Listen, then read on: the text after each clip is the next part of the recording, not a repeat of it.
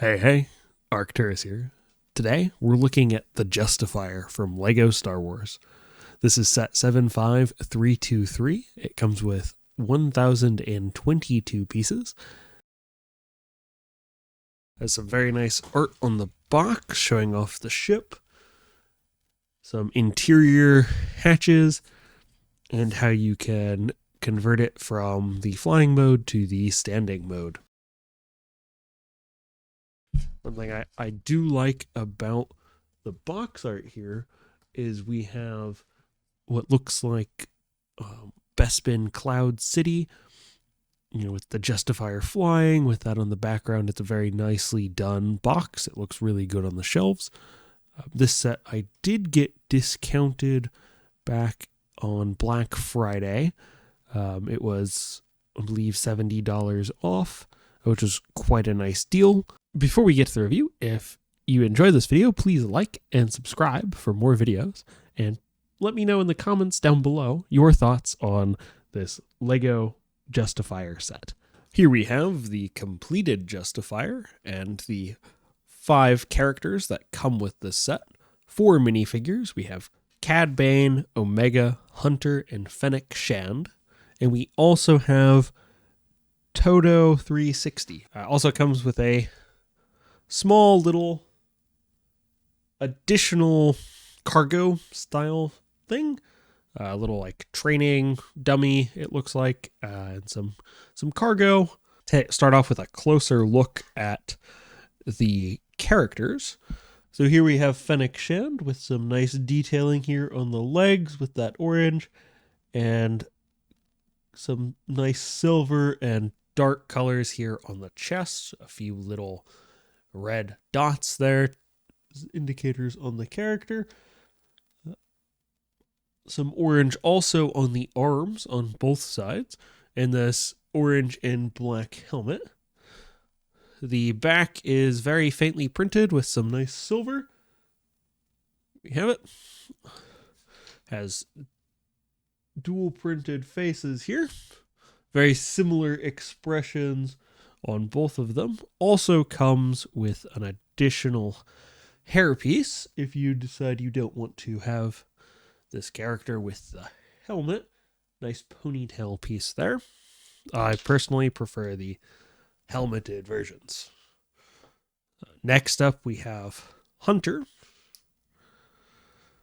Again, very nicely detailed. Arms are silver on this character, though there's no real printing on them, as you can see. Comes with these little combat knives there, some nice silver with red highlights on the chest and legs, and a nice red and silver and gray helmet. I guess rather red, white, and gray there, or silver. Some nice printing here on the back, kind of jump pack. Also has a 2-sided face print, one snarling, one more stoic, and also comes with a hairpiece. Next up we have Omega. This character comes with the handcuffs and also uses the shorter leg printing there on both the front and back, and these just slide on here on the top, and there we go. Just come off like so. They do give you a second set of those. The torso for this character also has the arm printing with some red on the blue there, and has a 2-sided face print. And here we have Todo 360 or Todo 360 with some little silver stuff there on the chest. It's kind of holding a little thing, it looks like, although that might just be its torso. Little tiny molded piece entirely, and some little gaps there on the back for the droid. Just a single stud size attachment for the droid there. Last but not least, we have Cad Band. Probably the most interesting figure in the set for most people. Very detailed minifigure there. Lots of detail on the legs and torso. Very fancy dressed there. Comes with the dual pistols, a neck attachment piece for the rebreather style things he has there, as well as this hat. Some printing there on the back, which we'll get a closer look at. Moment single-sided face printing for Cad Band, but very well done. And this rebreather piece is just a very simple, very much like those beard pieces you'd get in the, for like Albus Dumbledore, or the like Lego blacksmith had some, and they do line up with the little, and the parts of the rebreather also line up there on those little dark circles there on his face. Really nicely done. It's a very nice minifigure. Looks very good to me. I especially like the hat. Very fitting. Excellent figure, I think. So we'll set those off to the side. So here we have the full ship going all the way to the back there. A lot of cool little details. First one I'll show here is you do have these extra bolts for your spring launchers there on the sides, here and here, both sides, and you can store the extra bolts on these little clips here, which is just a nice little touch. You can of course put the two additional bolts in the spring launchers, although I haven't, because I will likely launch them across the room while showing the set. This engine piece also can roll up, and you can see all these Technic pieces that kind of pull the whole thing together. And it does intersect a little with the table here, so you could have it set on the table and balanced very easily. The base of this engine will be in contact with the table, so you could have it set like this if you so desired. Otherwise, when this is up, you have this plane here, but when you lower them, you have these landing gear come out into where they can be in contact with the table.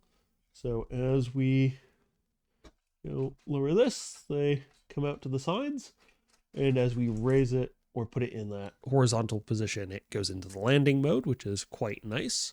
And there's some very nice gear assemblies in here that control some of that movement there. Just very nicely done. It does make use of several stickers. You saw 3 of them earlier on those cargo pads, and then also here on both sides of the cockpit of the ship with these large stickers. At first, when I had this put together, I thought, oh, maybe I missed something. There's something supposed to be in this spot, but there's not. There's some nice little red bricks that add some accent details there on the sides and on the front. And of course, the front of the cockpit has 3 stickers, one on each face of the 3 windows. The top just lifts off if I grab it in the right spot, so you can have full interior. There's a red wall piece in here to kind of separate out the back there and give more of like a cell for in here. You can pull this wall out if you need a little more room to get a figure in there. So you have a little extra room there. There are some thermal detonators that can go in these baskets, as well as this little briefcase piece that you could put in there, although I believe it's just thermal detonators in those. I don't tend to put those in because they tend to rattle around. Loose things don't tend to stay in place there. You could put a character here in the cockpit, some printed pieces for the computers. That's fairly standard for the Lego Star Wars. And then the other thing I wanted to point out is you do this very nice detailing here on both sides of the wings, which I just thought was an excellent little touch and makes this wing look very nice. And you do use these little blue pieces for the engines, both on the front and then larger versions here on the back.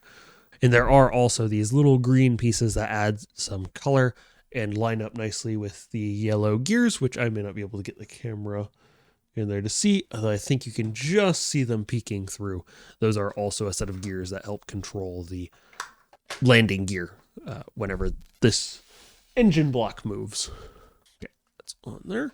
So we'll put it back in landing mode. Now it is a larger ship, but it is definitely sturdy enough. You could play with it. It's very easy to hold by this large centerpiece here. Very sturdy, solid piece. So as a playset, I think that's very good. I picked this up for $100 over Black Friday last year, which I think was an excellent price for the set. Very happy with that. I think at $170, I would have been a little disappointed with the set.